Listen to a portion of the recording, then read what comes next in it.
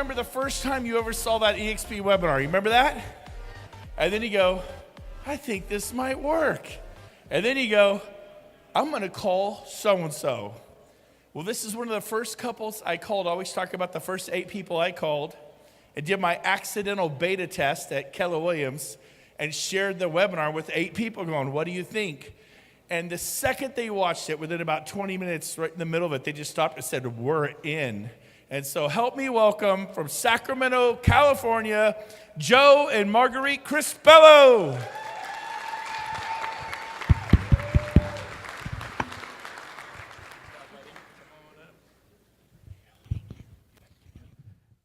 Good evening, or good morning, good afternoon, something like that. How y'all doing today? I'm going to talk first because after being with this woman for 33 years, 28 years of marriage, I never get to talk about anything. So she's going to let me talk first. And I just wanted to say that the day that comes to mind to me is January 10th, 1977. I know some of you weren't born yet, but that's the day I got into this business, 42 years ago. And I was telling Brent the other day that, every year I go, hey, this is my 40th year, this is my 41st year, this is my 42nd year. I didn't see any way of stopping that at all. Every year I'd be reminding people, I've been in this business, this long. When we first saw the video, I saw my way out of the business. I saw retirement. I saw ways to be able to just spend more time with my wife. So I'm going to let her talk because, like I said, I've been doing this 42 years. I grew up in the 60s, and I expanded my mind too much back then, so I tend to forget stuff. So we're going to let Marguerite talk.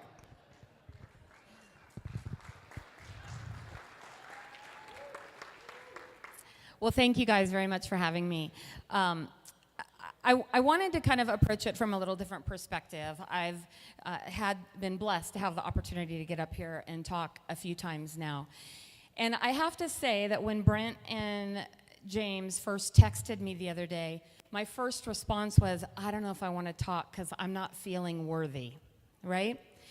I don't feel like I've accomplished what I wanted to accomplish. I don't feel like I've hit the numbers or done the same things that a lot of people have done. I mean, I joined a week after Brent, and we're not anywhere remotely close to where they are. And so I went into my little pity party for a few moments. Have any of you guys had one of those? Right? And then I said, well, that's the most ridiculous thing ever, because we've learned, hopefully, that comparing yourself to others is cancerous. It's the first thing that we do, and it's the worst thing that we do as human beings. Because the reality is we don't know what somebody has been through or what they have experienced or what they have done to accomplish and get where they've gotten. So I'm going to give you guys a brief background on us. As you heard Joe already say, he's been in real estate industry for 43 years, 42 years, a long time. I don't listen. And I got into real estate 25 years ago. On December 23rd was my 25th anniversary. And when I first got into real estate, I went to work as an assistant for Luigi Caprio. Is Luigi here? No? He didn't come? Crazy. So I went to work for him, and I ended up selling 18 houses in my first 6 months, and I thought, I kind of like this real estate gig, right? So immediately thereafter, decided, I'm going to go out and start my own brokerage, because that's the smart thing to do when you've been in real estate less than a year, right? Ever, not the smartest thing to do. So opened our own brokerage in January of 1996. Is this got a really loud echo? Is it just me? It's the room? Okay, cool. And started our own brokerage. Had no intention really of growing a brokerage, but we'd get a few agents, we'd lose a few, we'd get a few, lose a few. Got to about 20 agents, and then 2006 came along. Anybody remember 2006? Kind of a rough year, wasn't it? Right? The REO crisis was in full effect. And luckily, or hard work, relationships, I ended up going into the REO arena. And as I went into REO, I quickly started thinking, okay, what is next? What's going to happen after REO goes away? And so we thought, well, we should go and buy a franchise, because that's the next smart thing to do. You can see my pattern, not the best decisions, right? So we decided to buy a franchise in 2009, and we spent the next 5 years building that to 120 agents. And by most standards, 120 agents would be an extremely successful brokerage. What we didn't realize is that once you pulled my personal production out of the equation, the company was actually hemorrhaging money. It was not profitable by any means. So in end of 2014, a couple things happened. We decided that after really looking hard at the numbers of the brokerage, it didn't make sense anymore. We decided to get out of the franchise. And my husband, Joe, as you may have noticed, was diagnosed with Parkinson's disease. The stress of running that brokerage was making things harder and harder. We got out of the franchise, went back to being independent.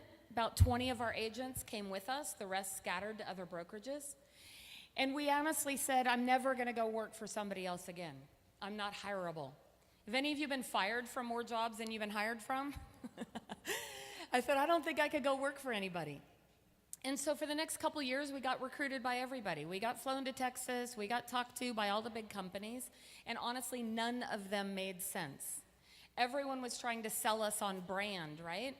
And I'm like, well, brand only matters when you have nothing else.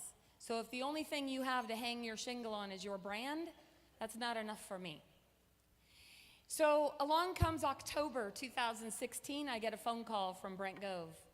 And I said, oh, Brent, I don't know what you're selling, but I'm not recruitable. I love you, but good, best wishes to you, right? And if any of you know Brent, he's relentless. So he showed up near my office on a Tuesday and said, let's go have lunch. I said, where are you? He goes, across the street.